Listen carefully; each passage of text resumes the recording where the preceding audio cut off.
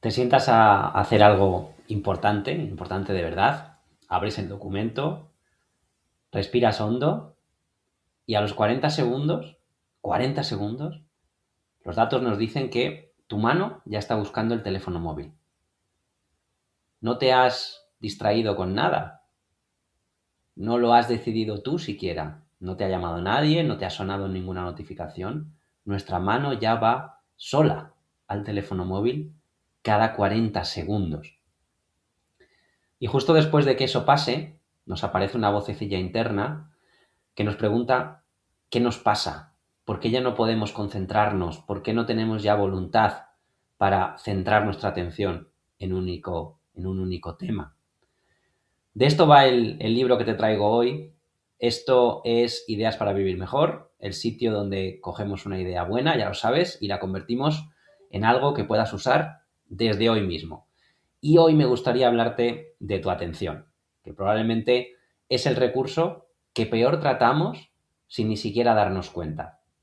Y esto lo hace todo el mundo. Esto le pasa a casi todo el que trabaja delante de un ordenador o el que tiene que redactar cosas o el que tiene que analizar o responder correos o ir de reunión en reunión. Da igual. Terminas el día muy cansado, con la sensación de no haber terminado nada y con un sentimiento de culpa de fondo. Y miras atrás en el día y no sabes muy bien en qué se te han ido las horas. Si esto te suena, si esta situación la has vivido, quédate, porque en este libro la ciencia nos dice algo sobre esto y no es lo que te imaginas ni lo que nos han repetido miles de veces. El libro de hoy es de Gloria Mark. Gloria Mark es una investigadora que lleva décadas estudiando qué está haciendo la tecnología con nuestra atención. Y lo hace no teorizando, sino estudiando, haciendo experimentos, metiendo cronómetros, metiendo observadores en oficinas reales para ver minuto a minuto qué es lo que hace la gente de verdad cuando cree que nadie la mira. Y lo que ha encontrado y nos cuenta en el libro, pues le da la vuelta a casi todo lo que podríamos pensar. Te doy un número para que te lo apuntes y para que veas de lo que estamos hablando. En el año 2004, de media, una persona normal saltaba de una cosa a otra cada 2 minutos y medio. En 2021, fíjate, de esto hace ya 5 años, una persona normal salta de una cosa a otra cada 47 segundos. Por tanto, nuestro foco de atención se ha encogido muchísimo, se ha encogido a menos de la mitad en tan solo 17 años. Probablemente si hiciéramos ese experimento ahora, veríamos que estamos ya más cerca de los 30 segundos que del minuto. Pero bueno, no tenemos datos, esto es lo que nos cuenta el libro que está escrito cuando está escrito. ¿Qué pasa? Que nos han vendido que la solución a esto es tener fuerza de voluntad, que si nos distraemos es porque queremos, porque no somos capaces de apretar los dientes lo suficiente, que tenemos que concentrarnos, concentrarnos, concentrarnos, como una máquina, ¿verdad? Desde que nos tomamos el primer café cuando llegamos a la oficina hasta que apagamos el ordenador. Lo que este libro hace es demostrar que eso es, uno, imposible y dos, contraproducente. Imposible porque la concentración total quema un combustible mental que al final se termina agotando, no tenemos un depósito infinito de combustible mental, y es contraproducente también porque cuanto más nos obligamos a hacer algo a la fuerza, antes nos cansamos. Y cuanto más nos cansamos, más nos vamos a sabotear a nosotros mismos. Por tanto, esa disciplina bruta no solamente no funciona, sino que a lo mejor está acelerando el problema. ¿Cuál es la tesis del libro? La tesis es que estamos usando la herramienta equivocada contra nuestra propia biología, que la atención no la vamos a conquistar nunca a base de fuerza de voluntad, que el trabajo no es concentrarnos más, sino aprender cuál es el ritmo de nuestra atención y diseñar el día para fluir con ese ritmo, incluido el perder el tiempo, que el perder el tiempo es hasta un buen combustible, como luego veremos en el libro. ¿Qué cambia de verdad si creemos que la tesis del libro es cierta? Pues cambia completamente el marco desde el que nos estamos mirando y desde el que nos estamos juzgando también. Que normalmente nos vemos como alguien que no completa sus tareas o ha perdido la atención porque siempre está con el móvil y eso tiene que arreglarse a base de disciplina. Y la realidad, lo que nos dice el libro, es que somos gente que tiene un ritmo natural como especie y tenemos que aprender a escuchar ese ritmo. Es más una coreografía, como ves aquí en la diapositiva, que un tema de fuerza de voluntad. Cambia que dejas de gastar mucha energía peleándote contigo mismo y recuperas esa energía para las cosas que de verdad importan. Y cambia sobre todo el tema de la culpa. La culpa, esa culpa de la que te hablaba antes, que llegas al final del día y sientes culpa porque podías haber hecho más. Bueno, pues esa culpa se disuelve cuando entiendes que muchas de las cosas que hacemos mal, en realidad, es nuestra cabeza funcionando exactamente como está diseñada para funcionar. Déjame desarrollar esto en 4 movimientos o 4 ideas. Primer movimiento, vamos a dejar de idolatrar la concentración. La concentración permanente es un mito y es también una trampa. A veces nos imaginamos que solamente tenemos 2 estados. O estamos concentrados, que es bueno, o estamos distraídos, que es malo. Punto. Pero resulta que nuestra atención no funciona como un blanco y un negro. El libro nos describe 4 estados distintos que ves aquí en pantalla. Y cada uno de esos estados depende de 2 cosas, de cuánto te engancha lo que estás haciendo y cuánto te exige lo que estás haciendo. Cuando algo te engancha mucho y te exige mucho, estás concentrado. Es lo que ves arriba a la izquierda. Es esa presentación difícil que te absorbe, o cuando estás cerrando las cuentas del trimestre y estás pensando de verdad. Cuando algo te engancha mucho, pero te exige poco, estás en modo mecánico. Lo ves arriba a la derecha. ¿Cuándo pasa esto? Cuando estás planchando, cuando estás arrancando las hierbas del jardín, cuando estás ordenando un cajón, no sé. Luego tenemos cuando algo ni nos engancha ni nos exige, y eso es aburrimiento, cuando estamos en la sala de espera del dentista y no tenemos nada que hacer, ¿vale? Y luego tenemos un cuarto estado, que es básicamente cuando algo te engancha, no te engancha, pero sí que te exige. Y en ese momento, ¿qué es lo que pasa? Que te vas a frustrar, ¿vale? Cuando estás rellenando un formulario de Hacienda, por ejemplo, que no hay forma humana de entender, con muchas casillas, con muchos términos raros, te está exigiendo mucho, pero no te está enganchando y eso te produce frustración. ¿Qué pasa?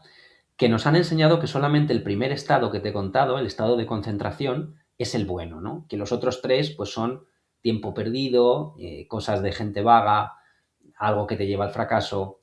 Y en realidad cada uno de estos estados cumple una función. Vamos a ver el modo mecánico. El modo mecánico, en realidad, es algo muy valioso, porque la concentración gasta recursos y esos recursos no son infinitos, esos recursos se acaban y necesitas reponerlos. Y resulta que estas tareas fáciles, casi automáticas, funcionan como una recarga, ¿vale? Porque son un respiro que no exige nada de ti. Es más, la gente suele estar más contenta haciendo algo mecánico que cuando está concentrada a tope. O sea que esa media hora regando las plantas o esa media hora fregando los cacharros no es tiempo en el que no eres productivo, sino que es un tiempo que te está devolviendo energía y te está poniendo de buen humor, además. Te pongo un ejemplo, imagínate una persona que trabaja de traductor, ¿vale? Y lleva 3 horas peleándose con un texto. Va a llegar un punto en el que ya no avanza, va a llegar un punto en el que esa persona va a releer la misma frase 5 veces y no va a entender nada, se va a empezar a agobiar. Entonces, si aprieta más, pues la cosa va a ir a peor, está intentando exprimir un depósito vacío. Pero si se levanta y se pone 15 minutos a ordenar un armario o los papeles de su mesa, cualquier tarea mecánica que no le exija demasiado, cuando vuelva, esa frase que se le resistía se le va a resolver casi sola. Por tanto, no ha perdido 15 minutos. A lo mejor resulta que ha comprado los siguientes 90 minutos.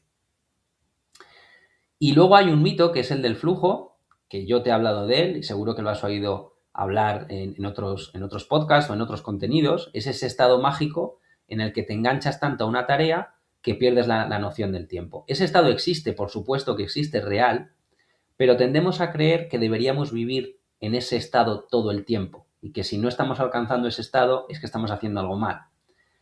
La realidad es que el trabajo de oficina moderno, correos, reuniones, cosas interrumpidas a la mitad, no nos va a dar nunca la oportunidad de entrar en flujo.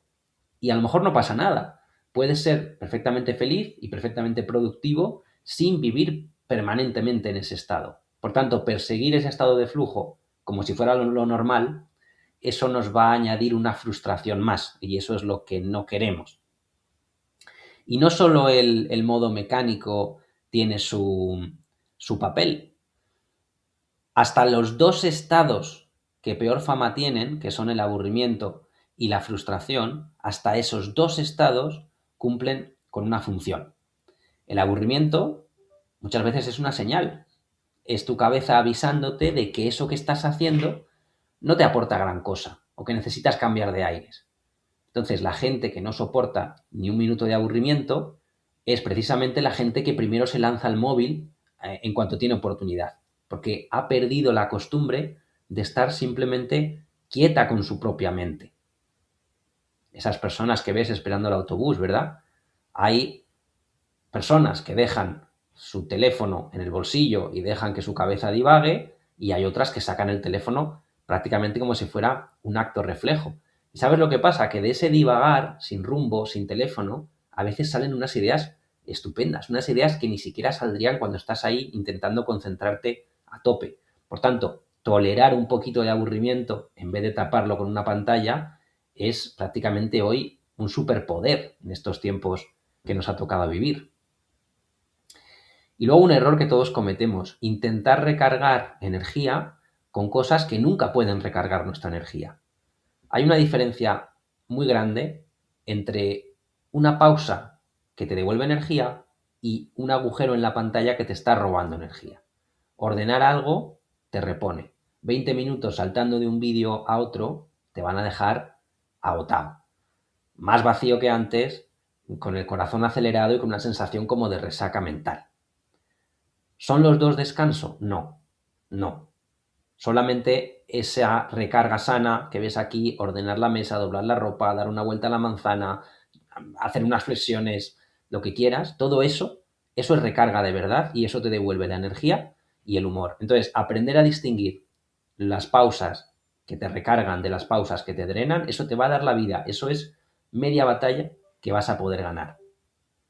Por tanto, ¿cómo aplicamos esto? La próxima vez que notes que no estás rindiendo ya o que estás releyendo cosas sin enterarte de lo que dice, en vez de castigarte, elige una tarea mecánica que tengan un principio y un final claros y úsala como una recarga consciente. Puede ser fregar, puede ser doblar, puede ser ordenar, puede ser dar una vuelta a la manzana, y deja de sentirte culpable por esos estados bajos de atención que tenemos todos. No son ningún fallo, sino son un momento de mantenimiento del sistema. El sistema te está pidiendo un mantenimiento. Vamos con el segundo movimiento. El enemigo no es solamente el teléfono. Buena parte del enemigo eres tú. Cuando pensamos en distracciones, pensamos en cosas que nos interrumpen desde fuera, ¿verdad? Pensamos siempre en una notificación o en un compañero que se acerca a contarte su fin de semana con todo lujo de detalles. Y obviamente esas dos situaciones existen, son muy habituales y cuestan muy caras. Y después de una interrupción así, ojo, solemos tardar de media unos 25 minutos en volver a la tarea original. 25 minutos. Por tanto, no es que pierdas solamente los 2 minutos de la conversación con tu compañero, es que pierdes el cuarto de hora largo que tardas después en reconstruir dónde estabas, qué pensabas, por dónde ibas. Y encima esa interrupción te deja un pozo emocional. Vuelves al trabajo, pero con un trocito de la cabeza todavía en lo otro. Claro, ¿cuál es el dato? Lo ves en pantalla. Según la investigación del libro, en el 44% de las ocasiones nos interrumpimos nosotros mismos. Casi la mitad.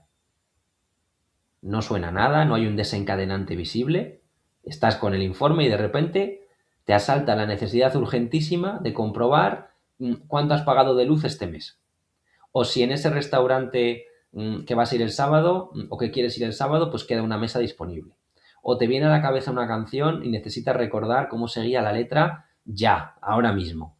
Nadie te ha empujado a eso. El empujón viene de dentro de ti. ¿Y qué pasa? En parte porque cuanto más te interrumpen desde fuera, más aprendes a interrumpirte solo, se te entrena el hábito. Y en parte por otra cosa, el autocontrol es como un músculo. Cada vez que resistes la tentación de mirar el teléfono, estás gastando un poquito de ese músculo. Entonces, si te pasas la mañana entera apretando los dientes para no distraerte, pues a media tarde ese músculo está agotado y entonces vas a ceder a las primeras de cambio. Es así, lo has vaciado tú mismo a base de pelearte, ese músculo lo has terminado vaciando.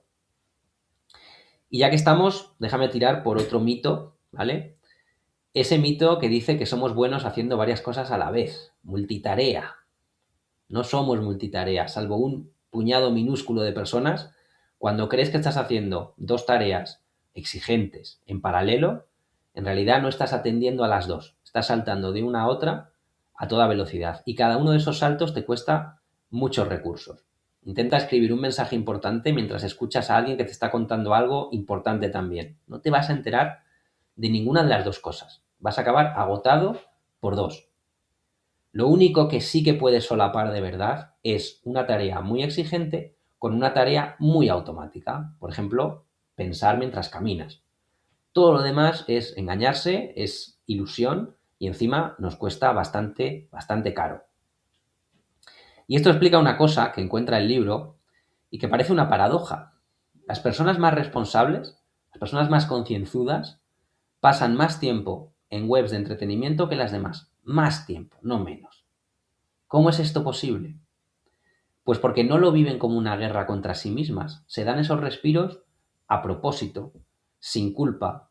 Y precisamente por eso les cuesta menos volver al trabajo después. No están gastando músculo peleándose consigo mismas todo el rato. Están usando ese músculo de forma inteligente, con una estrategia detrás. Imagínate a dos compañeros de oficina. Uno que se propone no tocar el móvil en toda la mañana. Lo deja en el cajón y cada 10 minutos siente el tirón. Y cada 10 minutos gana la batalla con fuerza de voluntad, apretando los dientes. Cuando llegan las 12 está reventado. Y a las 5 de la tarde entra en un bucle de pantalla del que a lo mejor no sale hasta que se ha hecho de noche. Luego hay otro compañero que se permite 3 pausas cortas durante la mañana. Mira lo que tenga que mirar y vuelve tranquilo al trabajo. Y a las 5 todavía le queda gasolina. No es que el segundo tenga más fuerza de voluntad que el primero, es que la ha gastado muchísimo, muchísimo mejor. De media, y esto es generalizando, te digo lo que dice el libro, las mujeres retoman un poco mejor las tareas interrumpidas y también gestionan con algo más de soltura el tema de la multitarea. Un poco, pero no os confiéis. La inmensa mayoría de personas, seamos quien seamos, normalmente pagamos un peaje bastante alto cada vez que saltamos de una cosa a otra. ¿Cómo aplicas esto? Pues empieza a pillarte a ti mismo. La próxima vez que veas que tu mano va al teléfono sin ningún motivo, te paras medio segundo y te preguntas si esto realmente es necesario o es algo que te estás generando tú. Para verlo simplemente. Y ese medio segundo de darte cuenta, ese medio segundo que los psicólogos llaman metaconciencia, esa es la palanca. No puedes cambiar un impulso del que ni siquiera eres consciente. Entonces tienes que hacerte consciente de ese impulso. Tercer movimiento. No perdemos la batalla porque seamos unos flojos. La perdemos porque estamos jugando contra un rival que está diseñado con mucho dinero y con muchos ingenieros detrás para ganarnos esa batalla. Piensa en cómo funciona Internet. Vas saltando de un enlace a otro enlace, de una cosa a otra que están relacionadas y de esas saltas a otra y a otra. ¿Por qué nos engancha tanto? Porque la propia estructura de Internet imita cómo funciona nuestra propia mente. Nuestra cabeza, cuando la dejamos suelta, va por asociación, funciona así. De una idea salta a la siguiente que tenga algo que ver y así va encadenando. Esto es exactamente lo que hace Internet. Pero además con un premio en cada paso, porque detrás de cada enlace hay una recompensa, hay más información, hay algo nuevo, hay algo de novedad. Y tu cerebro, y el mío, que adora las recompensas, pica, a menudo sin que lo hayamos decidido conscientemente. Esto lo hemos vivido todos 1000 veces. Entras a mirar el tiempo que va a hacer el fin de semana y 20 minutos después estás comparando precios de una tienda de campaña que no vas a comprar en tu vida y no sabes ni cómo has llegado ahí. Es una cadena de pequeños clics que te ha llevado hasta ahí y cada uno de ellos tenía su pequeño premio y eso te ha ido arrastrando y llevando de la mano sin que te dieras cuenta. Y no solo eso, súmale a esa inclinación natural el que no estamos solos, ¿verdad? Delante de la pantalla. Al otro lado hay empresas con algoritmos que estudian tu personalidad, estudian tus gustos, estudian tus horarios y pueden predecir perfectamente qué cosas te van a interesar a ti en concreto. Su negocio, literalmente, es que sigas ahí el máximo tiempo posible y por eso te van a mostrar siempre aquellas cosas que te mueven por dentro, aquellas cosas que te alegran o que te sorprenden o que te dan miedo o que te indignan. Las emociones retienen y ellos lo saben. Y por eso además el contenido es cada vez más corto y más rápido, para que no pares nunca de consumir contenido. Fíjate en el cine. Hoy los planos de las películas cambian de media cada 4 segundos. En el año 1980 duraban el doble de tiempo en pantalla. Es decir, el mundo entero se está acelerando para caber dentro de una capacidad de atención que ellos mismos han ido encogiendo. Una persona media pasa cerca de 10 horas al día delante de algún tipo de pantalla. 10 horas al día. Y fíjate en el círculo vicioso que se monta aquí. Cuanto más corto y más rápido es todo lo que consumes, menos va a aguantar tu atención las cosas lentas. Y cuanto menos aguante tu atención las cosas lentas, más te vas a empujar a lo rápido. Es la pescadilla que se muerde la cola. Y por eso hoy nos cuesta tanto sentarnos a leer 10 páginas seguidas de un libro. Y por eso es tan importante que lo hagamos, por supuesto. Por eso nos cuesta tanto ver una película sin coger el móvil a la media hora. ¿Es el libro peor que antes? ¿Es la película peor que antes? No, es que nuestra atención se ha acelerado por todo lo demás y no lo estamos notando, ni siquiera nos estamos dando cuenta. Piensa en la gente que antes disfrutaba de un concierto y ahora a la tercera canción ya están grabando un vídeo que nunca van a ver jamás, jamás, en lugar de estar presente disfrutando del concierto. ¿Nos gusta menos la música? No. Simplemente nos han reeducado el ritmo. Y no nos han pedido permiso para ello, por cierto. Pero bueno, ese es otro debate. Entonces, ¿qué pasa? Nos tenemos que rendir, nos tenemos que hundir, tirar la toalla, no hay nada que hacer, nos están manipulando y punto. Pues no, no. La mayoría de los psicólogos defienden el determinismo blando, ¿vale? Te lo traduzco. Tu entorno te condiciona muchísimo, por supuesto, pero no te determina del todo. No somos marionetas. Somos alguien que tenemos quizá menos margen del que nos gustaría, pero todavía tenemos margen. Y ese margen es justo lo que el libro nos pide trabajar. Un ejemplo para que lo veas claro. Imagínate alguien que quiere leer un rato por las noches. Eso es un placer inmenso. Pero normalmente lo que suele pasar es que la gente que quiere hacer eso acaba con el móvil, sin saber cómo. Es el diseño. Es tener el móvil justo al lado, en el sofá o en la cama. Es tener las notificaciones encendidas.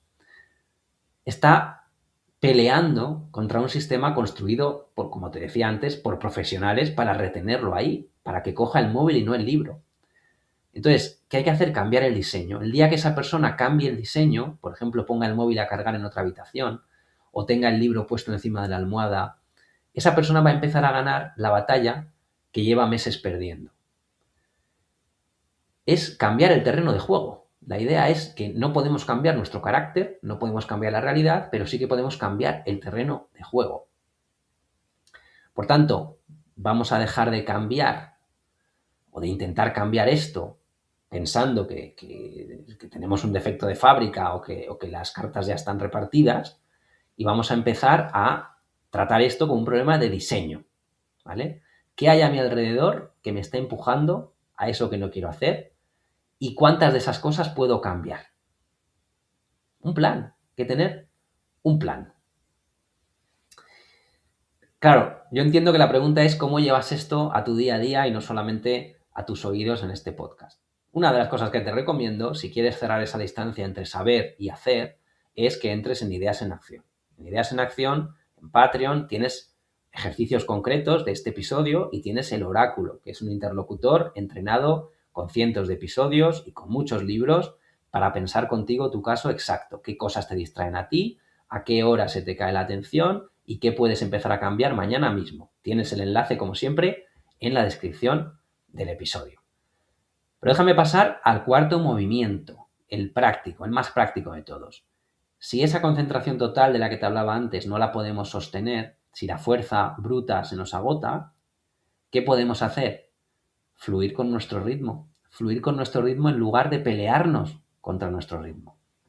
Mira, ¿ves esta gráfica que te proyecto en pantalla? Nuestra atención tiene un ritmo y es un ritmo bastante predecible para los seres humanos.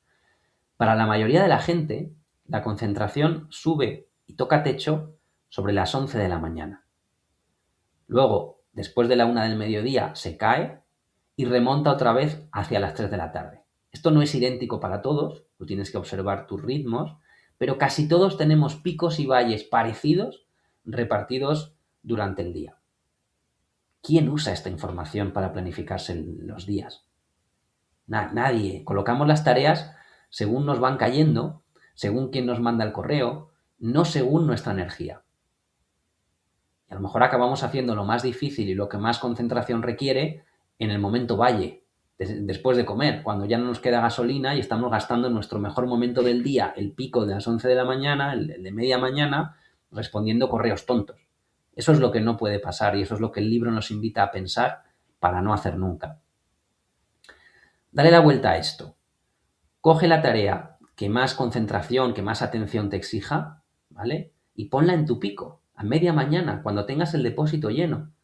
Y las tareas mecánicas, las que no necesites pensar, las colocas en el valle de después de comer. Que ahí no vas a estar fino de todas formas. Es decir, intenta hacer coincidir cada tarea con el estado de atención que corresponde a esa tarea. Esto es como remar. ¿Qué quieres remar? ¿A favor de la corriente o en contra de la corriente todo el día? ¿Qué hace la gente? Intentar remar contra corriente y hacerlo a base de cafés y a base de insistir. Mira, el valle de después de comer no es un defecto que tengamos que corregir, es parte de nuestro ritmo como seres humanos. Entonces, empeñarte en escribir el informe más difícil del día a las 2:30 de la tarde, pues es como intentar arrancar un coche con el depósito vacío. Vas a terminar frustrado y vas a terminar convencido de que al coche le pasa algo. Por tanto, respeta ese valle, llénalo con tareas mecánicas, con cosas que se hacen casi solas, y llega al pico de las 3 con fuerzas otra vez para volver a lo serio. ¿Esto es ser vago? No. Esto es ser inteligente con tu propia energía. Dos truquitos muy sencillos. El primero, cambia de tarea en las costuras naturales de tu trabajo, no en mitad de algo. Es decir, date el respiro justo cuando acabas de cerrar un bloque, justo cuando acabas de enviar ese correo, justo cuando acabas de terminar ese apartado del informe, no cuando estás en pleno vuelo, ¿vale? Interrumpirte en un hueco natural cuesta muchísimo menos que si te quieres interrumpir a mitad de una frase. Y el segundo truquito es que a esas pausas les pongas un gancho de vuelta. Claro, aquí el problema es que cuando nos damos un respiro, el problema no es el respiro, es que a veces sales y ya no vuelves y se te va la tarde. Así que tienes que atar las pausas a algo que te obligue a regresar. Por ejemplo, date ese rato de descanso justo 10 minutos antes de una reunión que tenga una hora fija de empezar, ¿vale? Entonces, cuando la reunión llega, esa reunión te va a sacar del descanso sin que tengas que esforzarte por salir. Piénsalo con alguien que trabaja desde casa y que a media tarde coge el móvil y se hunde ahí en el móvil. En vez de prohibírselo, que ya hemos visto que no funciona y que gasta músculo de fuerza de voluntad, coloca su ratito de móvil de 2:30 a 3 menos cuarto, ¿vale? Justo antes de una videollamada que tiene todos los días a las 3. Esa llamada sería el gancho. Y esa persona pues descansa, usa el momento valle para lo que tenga que mirar en el móvil y a las 3 está de vuelta en su sitio como siempre, en lugar de lo que hace mucha gente, que es desperdiciar los momentos interesantes del día con el móvil o haciendo cosas de poco valor. Y otra herramienta, Hazte preguntas antes de picar. Antes de abrir la aplicación de turno, párate y pregúntate, ¿qué voy a sacar yo de ahí? Y si ya estás dentro de la herramienta de la aplicación, ¿cuánto tiempo llevo y qué estoy ganando estando aquí? ¿Cómo me voy a sentir esta noche si ahora me meto 2 horas a mirar Instagram? Me da igual cualquier red social, ¿eh? O cualquier contenido. Cuantos más veces te hagas esas preguntas, más fácil te van a salir solas las respuestas la próxima vez. La autorregulación también es un músculo y ese músculo se entrena preguntándote este tipo de cosas. Antes de alargar la mano para coger el móvil, ¿qué voy a sacar yo de aquí? ¿Para qué me estoy metiendo en Twitter, por ejemplo? Deja de ver tu día como una lista de tareas sueltas y empieza a verlo de otra manera. Empieza a verlo como un mapa de energía. Pon lo difícil en tu pico, lo mecánico en tu valle. Los cambios en las costuras, en los bordes de tus tareas. Y cada pausita siempre con su gancho de vuelta ahí bien atado. Así que elige un día, mañana mismo si puedes, identifica tu pico. Para mucha gente es media mañana. Tú tienes que observar cuál es el tuyo, en qué momento estás más clarividente.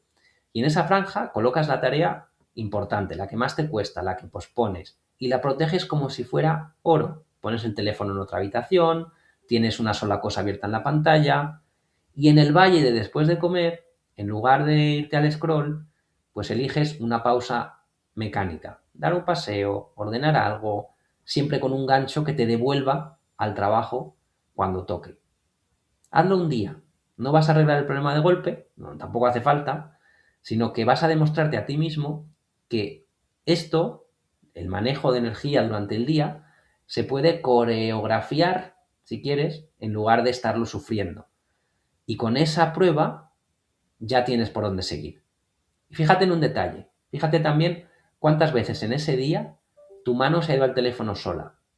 Solamente para que lo veas, ¿eh? No para que digas, joder, estoy fatal. No, para que lo veas.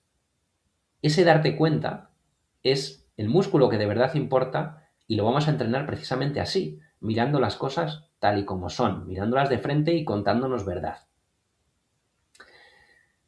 Déjame volver al principio, esa mano que se va sola al teléfono y esa voz que te dice que no tienes fuerza de voluntad. Ya sabes que te miente, que no es eso, que lo que te falta es un mapa. Lo que te falta es entender que eso de la concentración eterna es un mito y que los estados bajos son momentos de mantenimiento necesarios. También has aprendido que buena parte de tus interrupciones son interrupciones generadas por ti mismo y que resistirte a ellas a lo bruto solamente te va a pasar factura. Estamos jugando aquí contra un rival que está diseñado para ganarnos. Y eso no es culpa nuestra. La salida no es apretar los dientes más, sino aprender a fluir con nuestro propio ritmo vital y diseñar el terreno para no caer en las trampas. ¿Tenemos que tirar el teléfono? No hace falta. Solamente tenemos que ser un poquito más listos que nuestros teléfonos. Ya está. Con eso nos vale. Y antes de que te vayas, si hoy algo de lo que hemos hablado pues te ha importado, te ha removido, te has sentido identificado, no lo dejes solamente en escuchar el episodio. En Ideas en Acción tienes las ideas de cada episodio por escrito, tienes un ejercicio para que lo puedas hacer y puedas llevar de verdad estas ideas a tu vida diaria y tienes el oráculo que está entrenado, este mentor virtual está entrenado con cientos de episodios y con muchísimos libros para ayudarte a pensar mejor en esa cosa que te preocupa. En este caso, del que hemos hablado hoy, tu propia atención. Te dejo el enlace en la descripción del episodio. Y sin más me despido, nos escuchamos en el próximo, te deseo una feliz semana, espero que estés muy bien y nos vemos muy pronto. Adiós.